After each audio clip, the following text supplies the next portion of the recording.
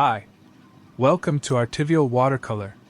In this watercolor tutorial, I'll show you how to paint a peaceful mountain campsite featuring a classic off-road vehicle, a cozy camping tent, and dramatic blue mountains in the background.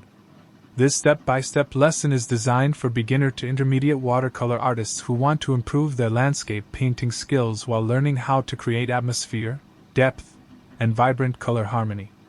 During this tutorial, you'll discover how to paint expressive watercolor skies, create soft and distant mountain layers, paint natural grass with loose brushstrokes, add simple details to a camping tent and vehicle, build depth using light and shadow, keep your watercolor fresh and spontaneous.